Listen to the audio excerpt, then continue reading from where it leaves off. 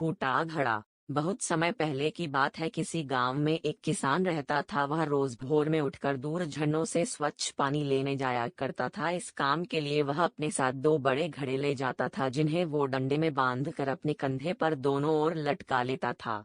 उनमें से एक घड़ा कहीं से फूटा हुआ था और दूसरा एकदम सही था। इस वजह से रोज घर पहुंचते पहुंचते किसान के पास 1.5 घड़ा पानी ही बच पाता था। ऐसा 2 सालों से चल रहा था।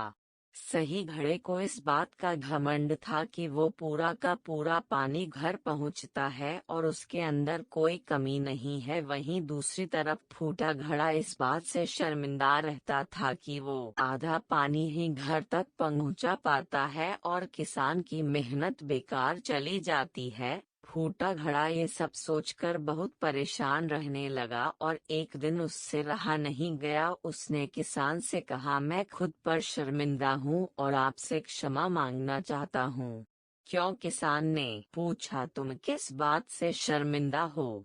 शायद आप नहीं जानते, पर मैं एक जगह से फूटा हुआ हूँ और पिछले 2 सालों से मुझे जितना पानी घर पहुँचाना चाहिए था बस उसका आधा ही पहुँचा पाया हूँ। मेरे अंदर ये बहुत बड़ी कमी है और इस वजह से आपकी मेहनत बर्बाद होती रही है। फूटे घड़े ने दुखी होते हुए कहा।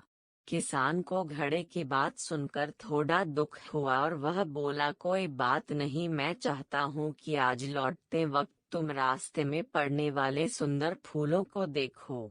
घड़े ने वैसा ही किया। वह रास्ते भर सुंदर फूलों को देखता आया। ऐसा करने से उसकी उदासी कुछ दूर हुई, पर घर पहुँचते पहुँचते फिर उसके अंदर से आधा पानी गिर चुका था। वो मायूस हो गया और किसान से क्षमा मांगने लगा। किसान बोला, शायद तुमने ध्यान नहीं दिया, पूरे रास्ते में जितने भी फूल थे वो बस तुम्हारी तरफ ही थे।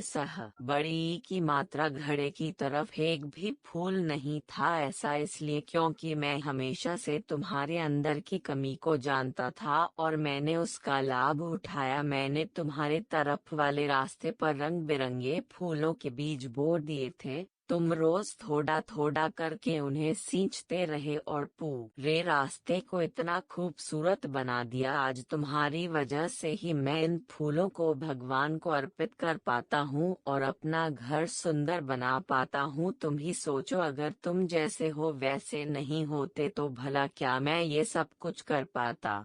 दोस्तों, हम सभी के अंदर कोई ना कोई कमी होती है, पर यही कमियां हमें अनोखा बनाती हैं। उस किसान की तरह हमें भी हर किसी को वो जैसा है वैसे ही स्वीकारना चाहिए और उसकी अच्छाई की तरफ ध्यान देना चाहिए। और जब हम ऐसा करेंगे तब फूटा घड़ा भी अच्छे घड़े से मूल्यवान हो जाएगा।